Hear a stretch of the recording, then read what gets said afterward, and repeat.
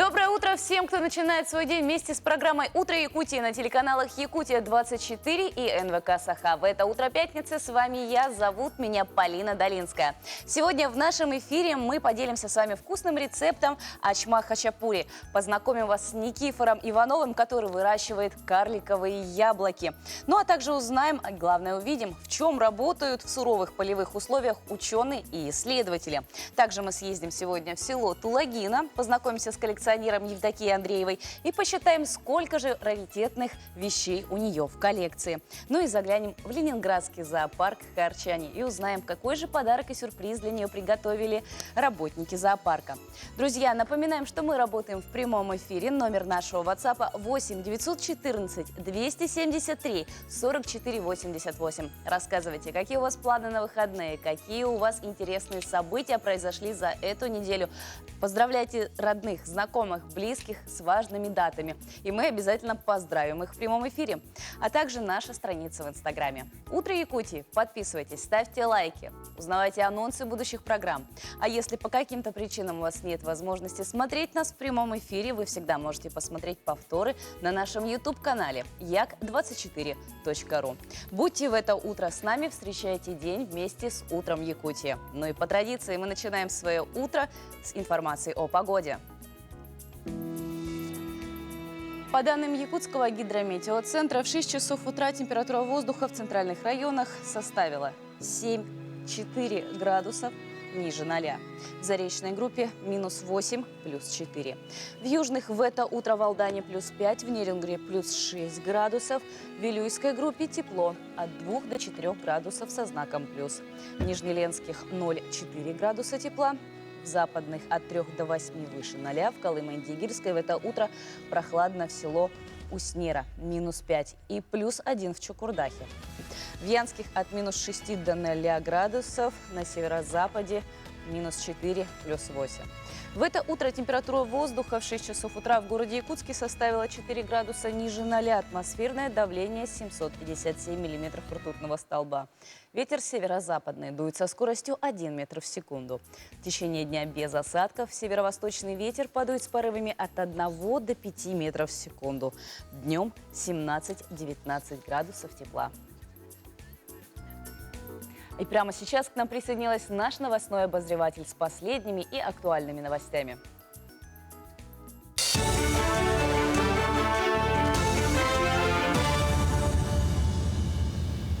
Самозанятые смогут получать оплату через систему быстрых платежей. Это позволит им сократить издержки за прием безнала, а также зачислять средства мгновенно.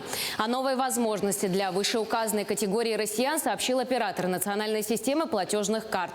Также планируется, что комиссия для самозанятых составит не более 0,4%, что гораздо дешевле приема платежей через посттерминал, а также сайт.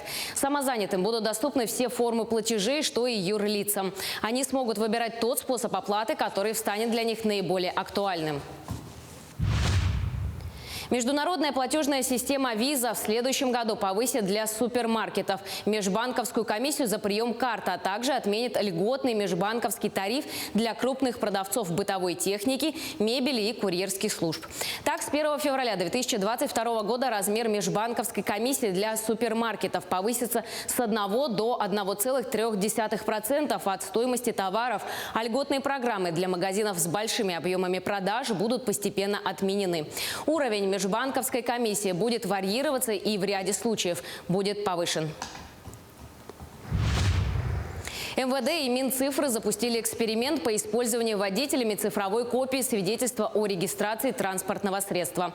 Он проводится во всех регионах России. Суть состоит в том, что водители по требованию сотрудников ГИБДД могут предъявить мобильное приложение госуслуги «Авто», содержащее графическое отображение СТС и информацию о нем.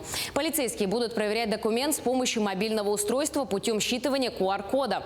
Впрочем, в ГИБДД сделали акцент на том, что использование мобильного приложения в ходе эксперимента не отменяет обязанности водителей иметь при себе регистрационные документы на машину в оригинальном виде. Данная обязанность предусмотрена в ПДД. Полицейские вправе требовать для проверки оригинала документов после предъявления электронных копий. Дроны придут на помощь в борьбе с нелегальным отловом рыбы в России. Об этом заявил директор Всероссийского научно-исследовательского института рыбного хозяйства. На данный момент рыба и морские млекопитающие снимаются, используя искусственный интеллект. А в ближайшем будущем дроны будут летать и фиксировать рыбаков. Они позволят делать снимки в подтверждение того, что человек занимается чем-то нелегальным. Будут считываться номера лодок и распознавание лиц. Благодаря этому браконьера будет проще найти. Систему могут внедрить в ближайшие 5 лет, однако для этого необходимо создать парк дронов и специально обученный персонал. А для этого потребуется дополнительное финансирование. Также в какой-то степени необходимо будет отрегулировать законодательство.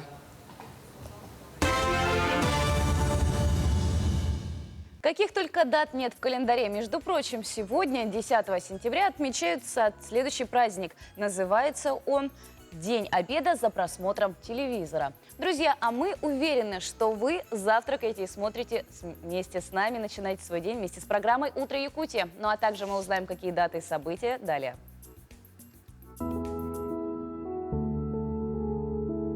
На календаре 10 сентября. В этот день отмечают День обмена идеями, День обеда за просмотром телевизора, День разноцветных букетов. По народному календарю в этот праздник почитают память праведной Анны Пророчицы, преподобного Саввы Крыпицкого и иеромонаха Моисея Мурина. К этому сроку заканчиваются уборочные работы в полях. В честь собранного урожая устраивают ярмарки. В этот день считается неблагоприятным для сватовства и знакомства с родителями невесты. А если дикие гуси еще не улетели на юг, то зима наступит поздно и будет теплой. События в этот день. Петром I заложено первое судно, 24-пушечный корабль «Святой Павел». Состоялась торжественная закладка храма Христа Спасителя в память об Отечественной войне 1812 года. Русским правительством основана Финская академия наук и художеств. В Гусь-Хрустальном пущен механизированный стекольный завод. В Одессе начался первый конкурс комедийных фильмов «Золотой дюк». Алексий II осветил главный православный храм Калининграда – храм Христа Спасителя. В этот день родились Владимир Арсеньев – русский путешественник, географ, этнограф, исследователь Дальнего Востока. Вольф Мессинг – советский телепат, гипнотизер, ясновидящий, человек-загадка. Люсьена Овчинникова – советская актриса театра и кино, заслуженная артистка РСФСР. Карл Лагерфельд – немецкий модельер, фотограф. Евгений Татарский – советский и российский кинорежиссер, сценарист, народный артист России. Стивен Гулд – американский палеонтолог, биолог, эволюционист и историк науки. Игорь Костолевский – советский и российский актер театра и кино, народный артист России. Лариса Долина – российская эстрадная и джазовая певица, актриса, народная артистка России. Крис Коламбус – американский кинорежиссер, сценарист, продюсер и писатель. Игорь Летов – советский музыкант, поэт, лидер рок-группы «Гражданская оборона». Евгений Белоусов – советский эстрадный певец. Гай Ричи – британский кинорежиссер, сценарист и продюсер. Максим Витерган – российский актер театра и кино, режиссер, ведущий. Именины в этот день отмечают Ян, Федор, Теодор, Степан, Сергей, Серафим, Савва, Николай, Нестор, Лукьян, Леонтий, Лаврентий, Иларион, Иван, Егор, Демид, Георгий, Вениамин, Василий, Сюзанна, Анна. Утренние тренировки – это классный и отличный способ начать свой день с бодрости, энергии и зарядиться им на весь день. Друзья, я предлагаю вам сделать утреннюю тренировку вместе с гимнастками клуба «Бриллианты Туймады». Здравствуйте, меня зовут Павлова Евгения, я старший тренер клуба «Бриллианты Туймады». Сегодня мы покажем вам разминку, а вы сможете повторить ее дома. В этом нам помогут воспитанницы клуба «Бриллианты Туймады». Давайте начнем. Приготовились. Ноги на ширине плеч, руки на пояс. Наклоны головы. Можно вперед и раз, назад 2, в сторону 3 и 4, и вперед 5 и 6, и 7 и 8. Круговые.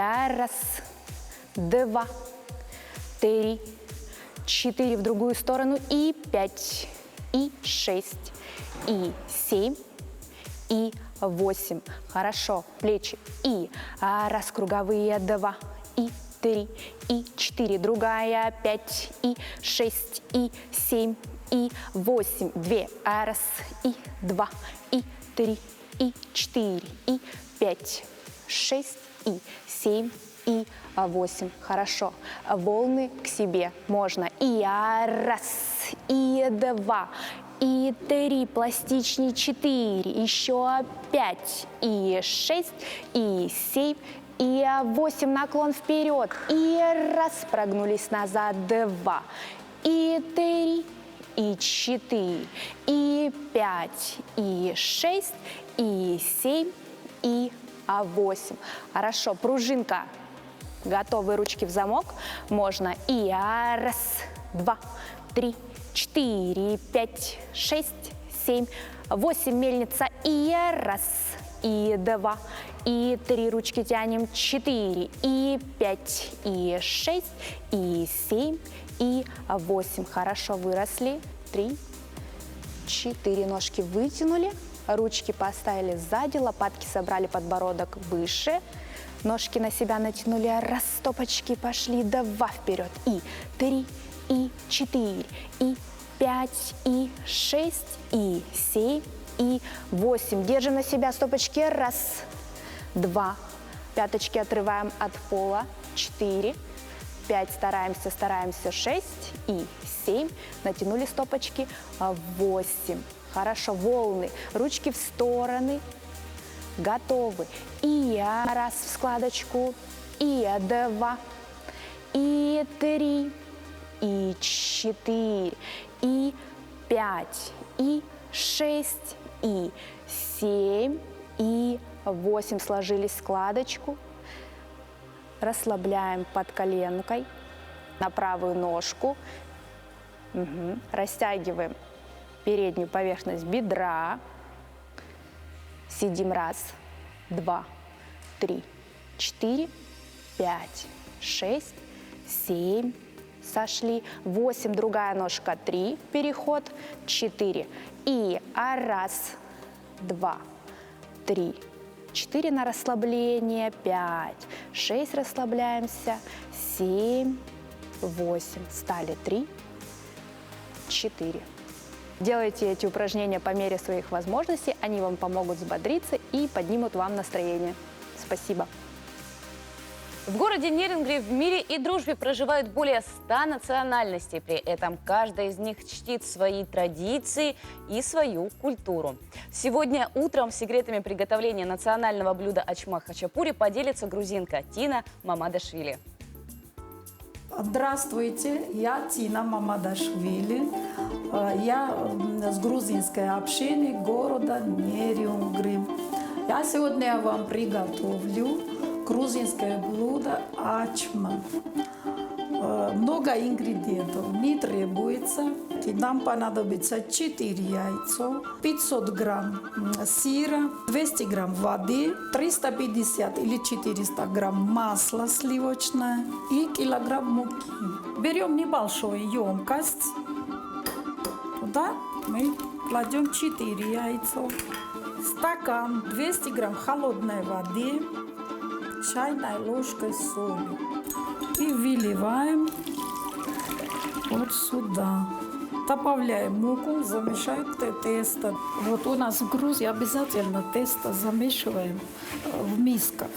Вот когда тесто приобретет вот такую форму, его уже на столе ложим и замешиваем на столе уже. Вот даем тесто вот такую форму и делим его на 5 частей. После того, как мы их разделили на 5 частей, мы ждем 5 минут, чтобы она стала мягче. Прошло 5 минут, и мы его раскатываем.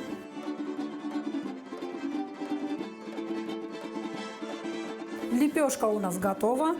Надо лепешку ложить на противень, но противень надо поливать с маслом.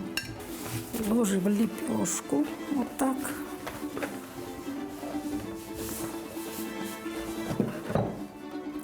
Обязательно надо края.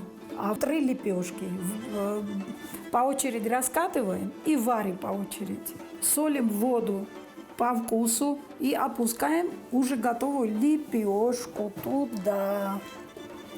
Лепешку надо раскачивать, она быстро прилипает друг к другу. Размешиваем. И когда закипит, самое больше варить, минута, не больше. Вытаскиваем вареную лепешку с горячей воды.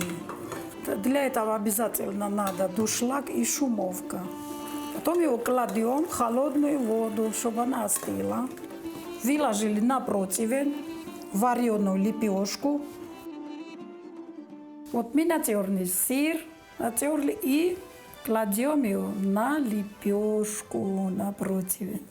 На первый слой надо 250-300 грамм. Сейчас надо поливать сыр с маслом. Третью лепешку также раскатываем и варим.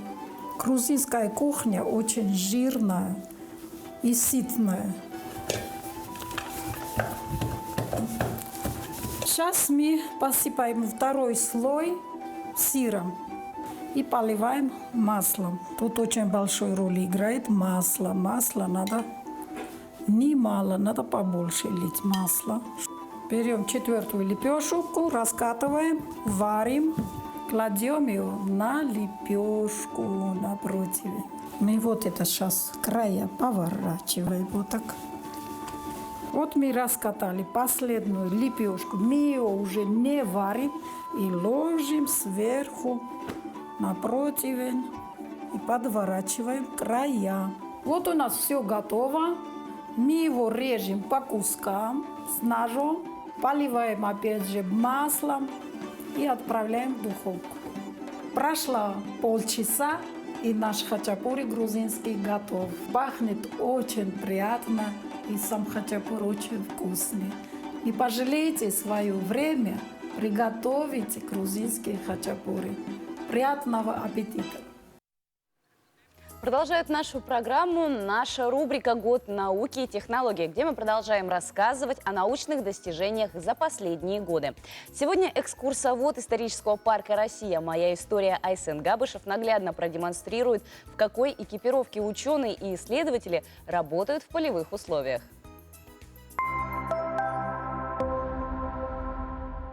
Ученые-полевики в настоящее время предпочитают преимущественно дешевую и неприхотливую для полевых работ и исследований одежду.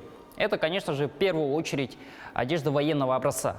Допустим, на данном манекене панамка бундесверовская, то есть германской армии, обычная арафатка, которая может также помочь и от холода, и от жары, и может играть роль как раз-таки москитной сетки, если данная отсутствует, разумеется. Парка здесь получается британская. Огромное количество карманов, а, собственно, для полевика это очень важно. Допустим, собственно, в эти же карманы можно положить, опять-таки, некоторые маленькие приборы, такие как компас и так далее. Военная рубашка, уже австрийского образца. Ну, это не суть важно, разумеется. И, конечно же, обычные рабочие брюки, уже, как видите, довольно поношенные. А в качестве обуви, конечно же, предпочитают, опять-таки, такую неприхотливую и удобную для ношения, собственно, обувь. В данном случае это у нас обычные берцы. Ученые-полевики сейчас, конечно же, пользуются различным огромным количеством инструментов, которые включают в себя, конечно же, от самых современных до самых аналоговых.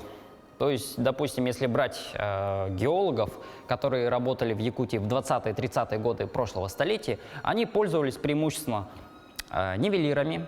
Нивелир, собственно, был изобретен еще в 1890 году, то есть в конце 19 века, и, конечно же, лопатами. И возьмем современного, допустим, археолога, который работает на территории Якутии. Опять-таки он пользуется нивелиром. Разумеется, нивелир этот сейчас более новый, более современный и точный, но он также пользуется нивелиром, какие ученые-полевики 100 лет тому назад. А также, конечно же, основное оружие, допустим, современного археолога – это та же самая лопата.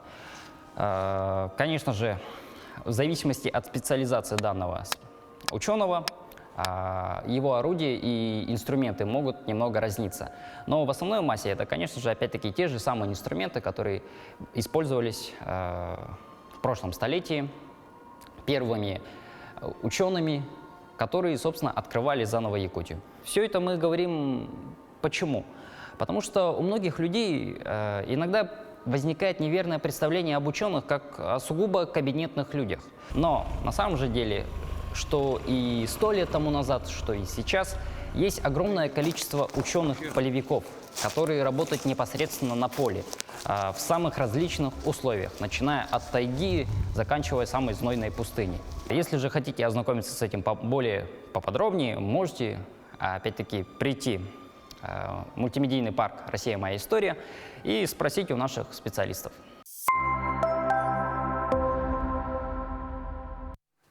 Мы продолжаем серию сюжетов, посвященных Тулагино-Кильдямскому наследию. Мы рассказываем о простых тружениках, жителях этого населенного пункта. И сегодня мы хотим познакомить вас с жительницей села Тулагино Евдокией Петровной Андреевой, которая собрала удивительную коллекцию раритетных вещей. Доброе утро, дорогие телезрители! Мы сегодня вас хотим познакомить с интересным человеком, Евдокией Петровной Андреевой, которая проживает в Тулагино-Кильдямском наследии. Давайте с ним познакомимся поближе. Здравствуйте, Евдокия Петровна! Ой, здравствуйте, дорогие гости! Проходите, пожалуйста. Каждого гостя в семье Андреева встречает священное животное – якутская лошадь. Но для учителя начальных классов Тулагинской школы Евдокии Андреевой лошадь – это предмет гордости. Больше 10 лет она посвятила сбору фигурок и изображению благородного животного. Каждая вещь – живая память, а воспоминания – уже история. Евдокия Петровна, вот глядя на эту картину, все-таки это может быть ваш любимый наследник Тулагино-Кильдямский? Может быть, очень похож. Детство мое прошло в маленьком участке Николаевка. И вон там вот такая природа была. Ага, мне это бросилось в глаза. Там маленький водоем, деревья, цветочки. Любое большое дело начинается с малого, вспоминает Евдокия Петровна и показывает первую статуэтку. Признается, любовь к лошадям ей передалась по наследству от дедушки, а подарок отца привел к коллекционированию. В далеком 1965 году он отправил ей из Москвы интересный, но хрупкий подарок, который перевернул всю ее жизнь. В детстве у меня был вот такой жеребенок. Угу. Папа из Москвы отправил посылкой, но по пути сломалась голова. Мы клеили долго, а потом, в конце концов, она вообще сломалась. Как-то в городе Якутске в магазине я увидела вот этого жеребенка, и радости моей не было предела. Я, конечно, сразу купила. С 2011 года Евдокия Петровна начала свое многолетнее увлекательное хобби. Сейчас в коллекции у нее 245 фигурок. Но это не только сувениры, украшения и обереги, но эксклюзивные предметы быта. Красивая посуда, настенные часы, оригинальный светильник и даже мебель. Вот у меня настенная лампа такая. Угу. Фигурки из фарфора, стекла, дерева и латуни. Но особое место в коллекции занимают вещи, сделанные своими руками. Друзья и родные уже знают, что ей подарить, и привозят памятные сувениры из разных стран. Евдокия Петровна с радостью отмечает, по этим сувенирам можно изучать географию. Подарки тянут шлейф воспоминаний. Подруга Саргалана Тимоновна привезла из Франции. Угу. Вот это она привезла из Испании. Моя подруга Елена Михайловна привезла из Монголии. Угу. Так. Подруга вот Феоктиста Ивановна подарила вот такую шкатулку. Это очень старинная, 50-х годов. Таких увлеченных коллекционеров в одном только селе Тулагино больше 10. Все они увлечены коллекционированием раритетных вещей. Цель у клуба одна – объединить людей по интересам и жить интересной и активной жизнью. Клуб коллекционеров в нашем наследии насчитывает более 15 человек. Это очень увлеченные люди, занимаются собирательством и, конечно, участвуют во всех мероприятиях нашего наследия. Мы даже участвуем в городских наследиях, в онлайн-мероприятиях в последнее время. И проводят, конечно, просветительскую работу среди населения. Коллекционеры Тулагино-Кильдямского наследия активно участвуют в общественной жизни наследия, организовывают комьюнити по интересам, устраивают выставки, иногда обмениваются вещами. В планах клуба издать небольшую книгу, где будут интересные истории А главное – удивительной коллекции удивительных людей.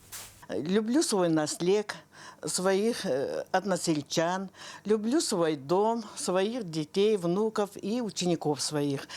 А лошадей я очень люблю. Ирина Григорьева, Григорий Николаев, Тулагино-Клидямский наследие.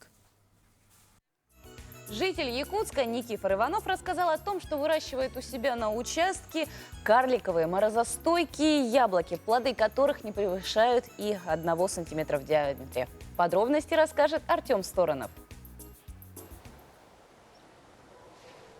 Жители Якутска, сибирского города, построенного в зоне вечной мерзлоты, выращивают карликовый морозостойкий сорт яблок, выведенный местными селекционерами еще в советское время. Как рассказал Никифор Иванов, саженец привезли его родители, когда он был еще ребенком.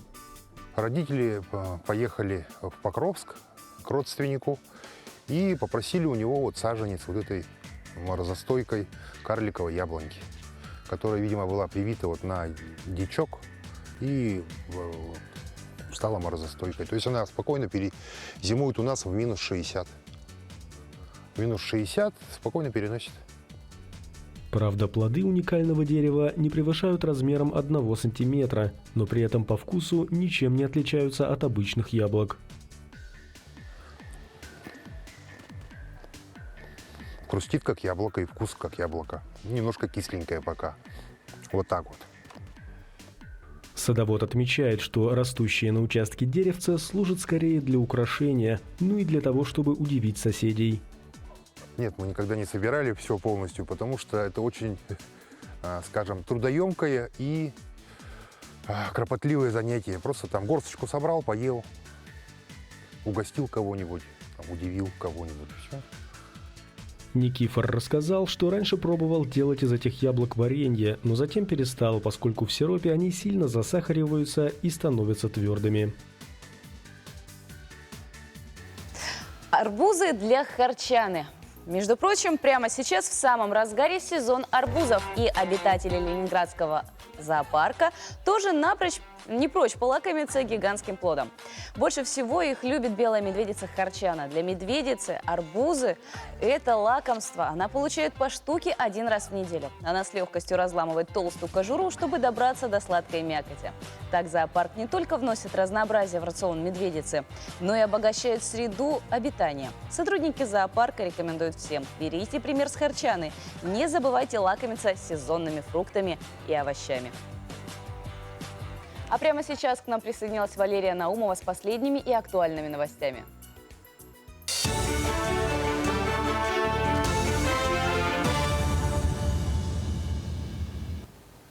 Российская экономика восстановилась до уровня, который был до пандемии коронавируса.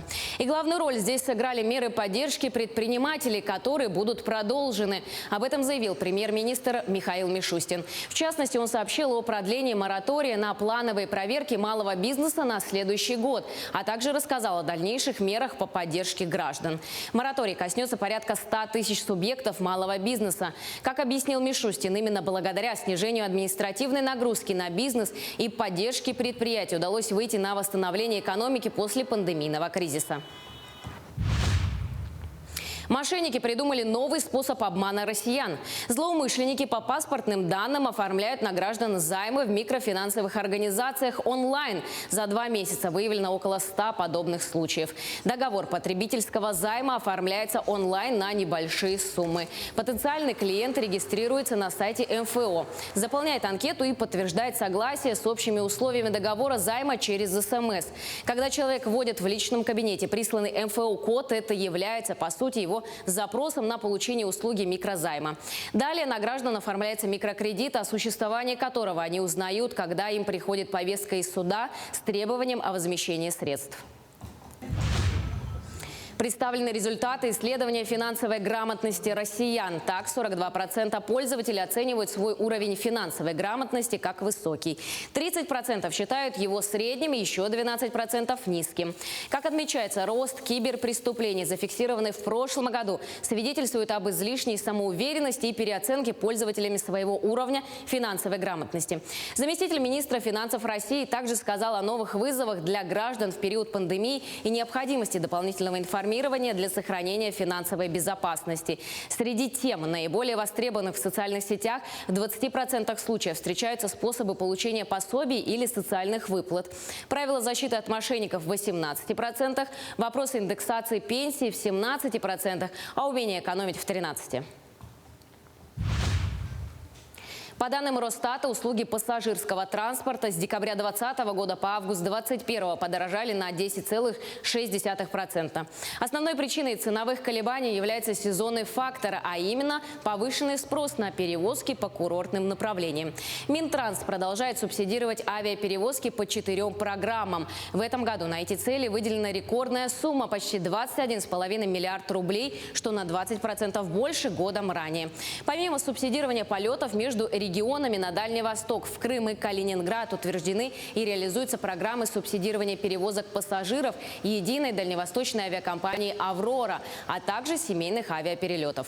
По 2 новым программам предполагается обеспечить доступные перевозки по 20 дальневосточным маршрутам для более чем 100 тысяч пассажиров и по 35 туристическим маршрутам для 120 тысяч пассажиров с детьми. Увы, после человека 21 века в лесах и парках останется неизгладимый след. Это несанкционированные свалки. Хотя после отдыха на природе должны оставаться только хорошие эмоции и впечатления. Тем не менее, друзья, мы хотим напомнить вам, что даже простой полиэтиленовый пакет наносит глобальный вред природе. Осень. Сезон сбора ягод и грибов, время походов и пикников. И, к сожалению, вместо того, чтобы наслаждаться красотами наших богатых лесов, мы все чаще сталкиваемся с несанкционированными свалками. А ведь можно этого не допускать. Нужен чуть более осознанный подход. Учимся делать отдых на природе экологичным. Хочу вкратце показать, что же можно сделать с этим мусором. Это картон очень хороший материал для переработки. В каждой упаковке товара, помимо состава, производителя, срока годности и так далее, всегда указывается маркировка вот в таком вот треугольничке. Бутылки тоже отличный материал для вторичной обработки. Единственное, что нужно сделать, это отмыть от содержимого, так скажем, снять упаковку, этикетку эту. Желательно снять еще и крышку, и кольцо. Вот это вот самая такая страшная вещь. Влажные салфетки. На вид как будто бы они сделаны из ткани, да, как будто бы. Складывается такое ощущение, но нет. Здесь даже в составе, вот на этикетке написано, что это не тканое волокно, это означает, что это просто пластик. Без пикника на природе не обойтись. Собственная тара для продуктов экологичнее и удобнее. Если без упаковки совсем не получается, выбирайте максимально перерабатываемые виды – стекло, металл, бумагу или картон. В крайнем случае пластик с маркировками 1, 2, 4 и 5. Отрадно, что горожане все реже пользуются пластиковой посудой. Нет, не пользуюсь. Ну, когда в кафе дают, да. Нет, я стараюсь многоразовую посуду использовать. Контейнеры, если с собой куда-то беру. В данный момент, да, иногда, когда в поход идем или какие-то праздники. Сокращают вредный мусор сегодня и предприниматели. Всем известна подача с собой. Мы используем для этого алюминиевую форму, принимаем его обратно в ресторан и сдаем на цветной металл. То есть промываем и сдаем уже на цветной металл, чтобы он не лежал где-то на полигоне. Также, например, можно отказаться от использования одноразовых трубочек, потому что трубочки – это такой же прибор, как и вилки, ложки, которые есть в обычных ресторанах. Они промываются в посудомоечной машине при определенной температуре, все бактерии умирают, и таким образом гости, во-первых, от трубочек вообще легко отказаться, например, некоторые гости ими вообще не пользуются. Те, кто хотят пользоваться, нас берут всегда такие многоразовые трубочки. Мы разделяем пищевой мусор, потому что мы отправляем его на компостирование, а также отдаем, например, на корм собакам и так далее. Отделяем те категории, которые у нас в городе Якутске принимают. Это, например, картон. Его очень хорошо принимают и отправляют на переработку. Некоторые виды пластика, например, бутылочный пластик, отдельно складываются крышки. Отдельно мы собираем весь бумажный мусор, который у нас производится, например, салфетки, какая-то офисная бумага и так далее. И мы его уже сжигаем сами на полигоне. Раздельный сбор мусора позволяет перерабатывать до 90% отходов. Многие считают, что это сложная и трудоемкая задача, однако это далеко не так. Достаточно один раз остановиться и ознакомиться с правилами. Пунктов приема по городу сегодня достаточно много. Их адреса всегда можно найти в поисковике. Проблема грамотной утилизации отходов касается каждого из нас. И каждый может внести свой вклад в ее решение. И от того, какие ответы мы найдем сегодня, будет зависеть качество нашей жизни завтра. Мы продолжим нашу тему с нашей гостьей. Экологическое мышление – это навык, необходимый каждому человеку, который хочет заботиться об окружающей среде и природе. Почему именно сейчас умение видеть ситуацию с позиции экологии стало популярным? Что это дань моде или, может быть, новый взгляд на современную действительность? Об этом мы поговорим с экоактивистом и экоконсультантом Евгенией Григорьевой. Доброе утро. Доброе утро. Если раньше на рынке труда был спрос на дипломированных менеджеров и юристов, то сейчас потребности именно в специалистах, которые занимаются защитой окружающей средой, защитой охраны труда. Вот вы экоконсультант. Расскажите, пожалуйста, о вашей профессии и вот кому вы помогаете.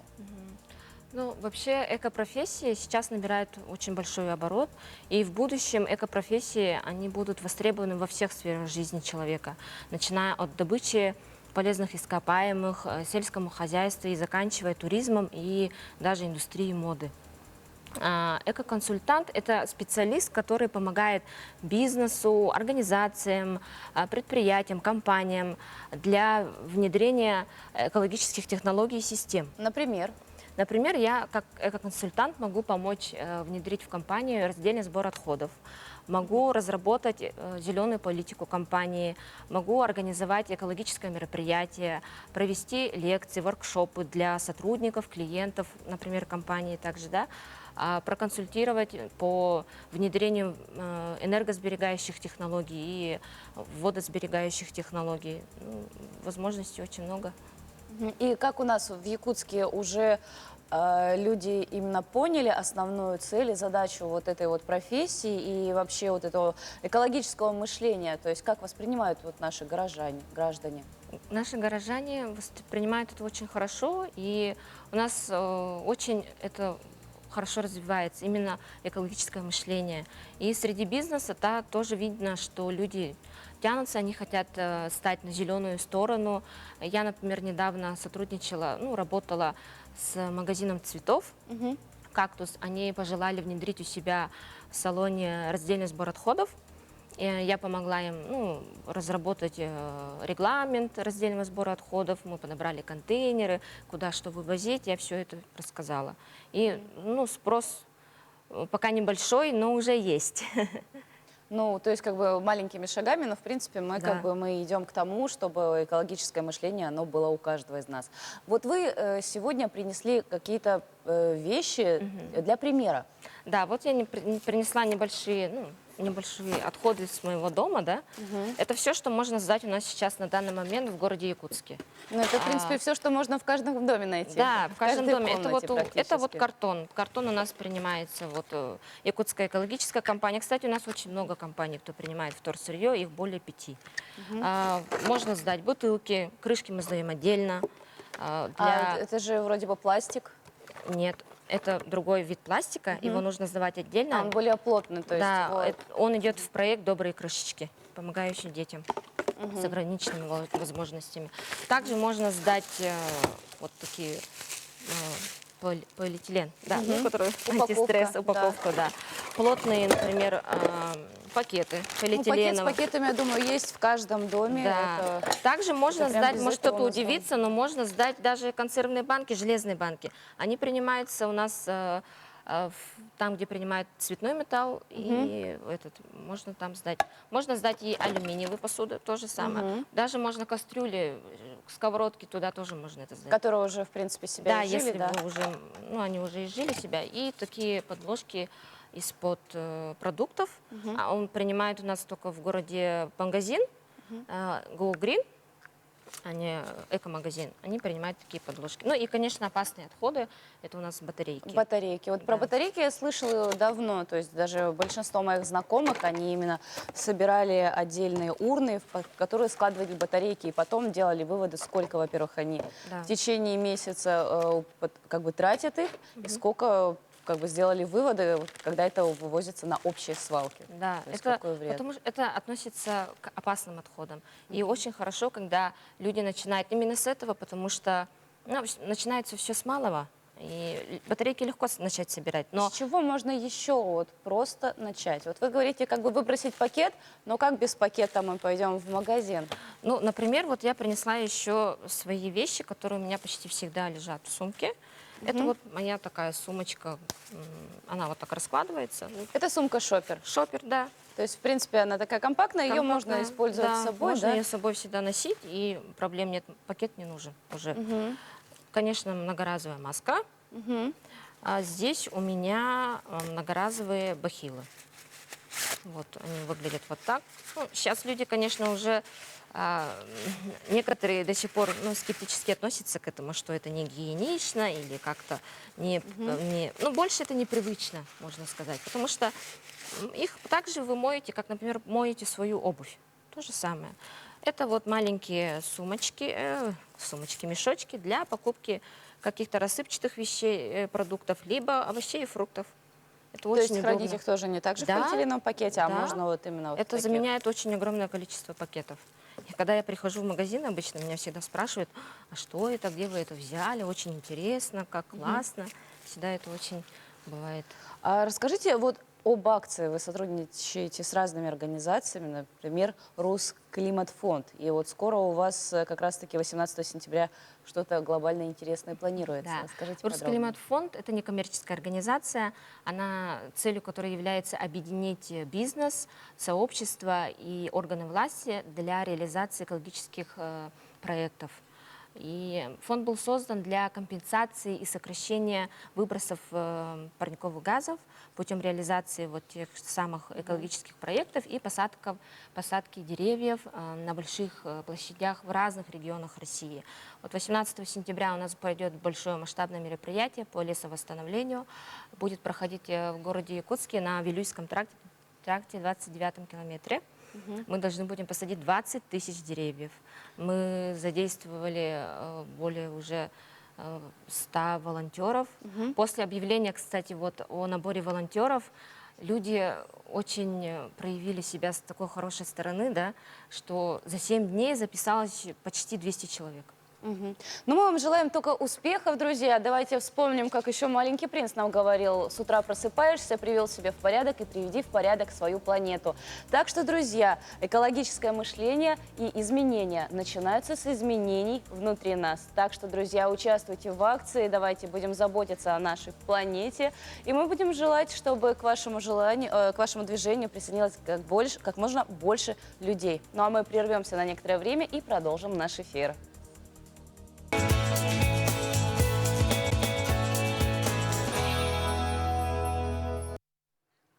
Российские художники продолжают украшать улицы Петропавловска-Камчатского в рамках фестиваля уличного искусства и граффити. Граффитисты подготовили эскизы на тему истории Камчатского края, природных и этнических мотивов, туризма, значимых исторических дат. На этом видео граффити художника Сергея Салина с птицами и животными Арктики, кречетом, скопом и совой с нимбом из лосей. Также на кадрах запечатлены работы других художников, посвященные народам Севера, лесам и животным, российскому мореплавателю Витусу Берингу и путешественникам. Некоторые художники стремятся отразить в своих работах проблемы из разных сфер жизни.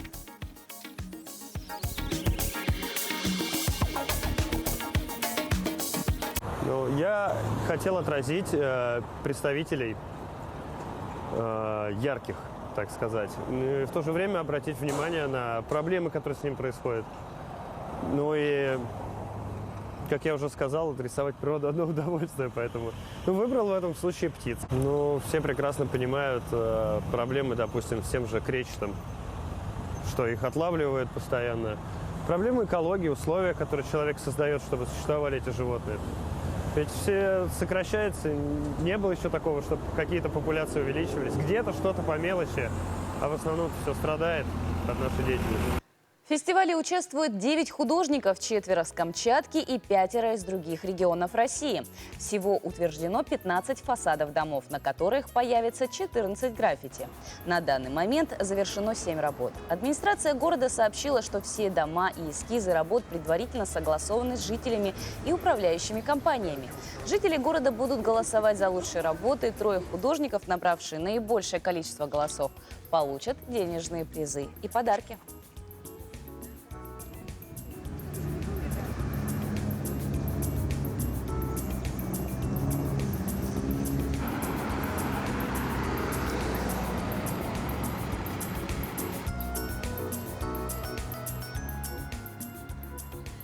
А на территории озера Талая появилось 2 новых арт-объекта. Мурал с изображением якутского традиционного ковра украсил фасад жилого дома по улице Ломоносова. Художники изображения Самсон Атасыков и Степан Данилов отмечаются, что стилистика и цветовая гамма рисунка перекликается с муралом итальянского художника Агастино Якурчи «Чорон». Обе композиции были расписаны в рамках фестиваля современного искусства «Лето Якутия». Вторым новым арт-объектом стал тепловой пункт, также расположенный у Талого озера. На нем изображена девушка, которая символизирует, что под маской любого современного человека кроется связь с корнями. Это изображение – логотип фестиваля Лонхо. Этот арт, он посвящен фестивалю осознанной жизни Аланхо. Этот фестиваль проходил этим летом, и автор этого арта, логотипа Рост, художник, он занимается дизайном, разработкой фирменного стиля. Я непосредственно предложила принять участие в этом проекте, потому что я разделяю философию этого проекта. Мне очень понравилось то, что ребята популяризируют здоровый образ жизни, что они популяризируют осознанность, экологию, и решили вот провести такой этнофестиваль, который популяризирует в том числе культуру в Якутии. Многих поэтов и художников очаровывала и вдохновляла именно эта осенняя золотая пора. К ним можно отнести и живописца Кима Бритова. С одной из его работ вас познакомит наш музейный гид. Отдельное место в экспозиции занимают пейзажные работы, посвященные прекрасному золотому времени года – осени. И, в частности, работа Кима Бритова «Солнце заходит». Ким Николаевич Бритов – заслуженный художник РСФСР, народный художник Российской Федерации, обладатель золотой медали Российской Академии Художеств, лауреат премии имени Исаака Левитана и почетный гражданин города Владимира. Творчество Кима Николаевича занимает отдельное место в отечественном искусстве второй половины 20-го, начала 21 века. Оно определило собой декоративное направление в отечественном пейзаже. Ким Николаевич – один из основоположников Владимирской школы пейзажа, которая широко известна не только в России, но и за ее пределами. Эта школа не имеет аналогов в спектре современного российского искусства. Интересные сельские работы художника. В отличие от многих владимирских живописцев, русскую провинцию Бритов видит и изображает под определенным углом зрения, по-своему. Его работы отличает смелость в подборе цветов. Пейзажные работы художника живые, красочные, чрезвычайно насыщенные. А жизнелюбие и энергия мастера буквально брызжут с полотен. В по-осеннему золотой работе «Солнце заходит». На переднем плане слева изображена изгородь, за ней 2 огородных участка, разделенные плетнем. Далее на втором плане справа мы видим изображены на бугре 2 дома, а за ними полоса леса. Для создания этой яркой и декоративной пейзажной работы художник использует яркие и чистые оттенки голубого, синего, золотисто-оранжевого, при помощи которых передает эстетику осенней поры и безмолвное очарование природы под аккомпанемент заходящего солнца. Приходите в музей, чтобы увидеть эту красочную работу своими глазами. Ну а завершаем мы наш эфир с хорошими словами и с хорошей музыкальной композицией. Ну а для начала любимую супругу Раису Николаевну Гагарину поздравляю с днем рождения. Желаю всего самого наилучшего. Люблю. С уважением, любящий супруг Владимир. Друзья, пускай ваша неделя завершается так же хорошо, с позитивными моментами, на хороших таких вот нотах. И прямо сейчас мы присоединяемся. Мы уже видим наших коллег, и под прекрасной музыкальной композицией «С крыши» мы хотим с вами попрощаться, но только до понедельника. Я не знал, что где-то на земле я встречу ту, что мне снилось, кем сердце томилось сон. И твой в унисон я искал, но не нашел пути. Осталось лишь простить последний раз, но посмотри. Плачет сердце мое, легко тобою забыто, но хочет любить, хотя оно разбито. Песня о любви, срывая голос, и я сошел с ума, совсем забыв про гордость. Танец под луной, как это было мило, и этой ночью сердце ты мое разбила. Мелодия любви была жива и пелась, и только всю тебя мне целовать хотелось. Но вечная любовь все то, о чем просила, так неосторожно сердце мне разбила.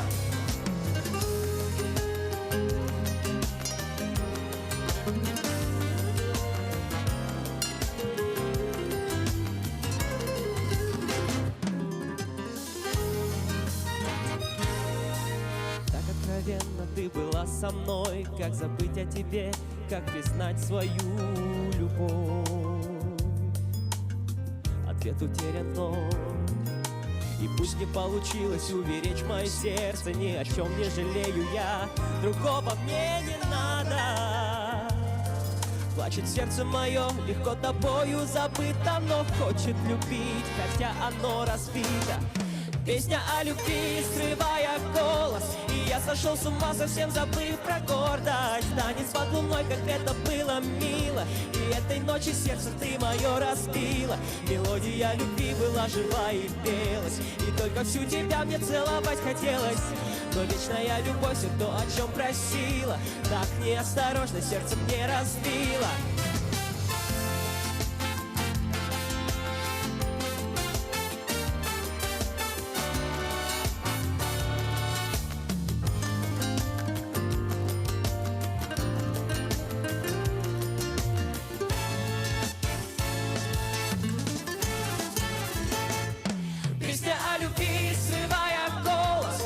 Сошел с ума, совсем забыв про гордость. Танец под луной, как это было мило, и этой ночью сердце ты мое разбила. Мелодия любви была жива и пелась, и только всю тебя мне целовать хотелось. Но вечная любовь все то, о чем просила, так неосторожно сердце мне разбила.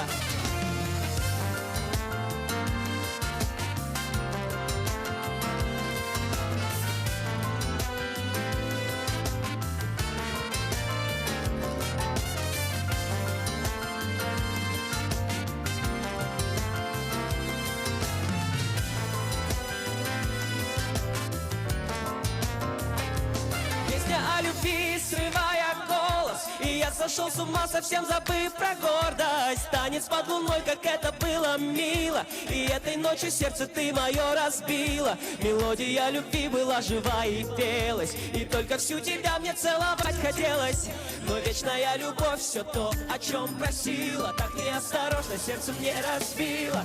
О любви, срывая голос, и я сошел с ума, совсем забыв про гордость. Танец под луной, как это было мило, и этой ночью сердце ты мое разбила. Мелодия любви была жива и пелась, и только всю тебя мне целовать хотелось. Но вечная любовь все то, о чем просила, так неосторожно сердце мне разбила.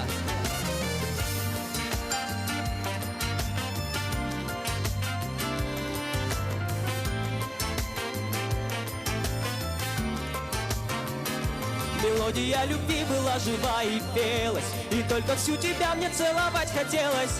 Но вечная любовь все то, о чем просила, так неосторожно сердце мне разбила.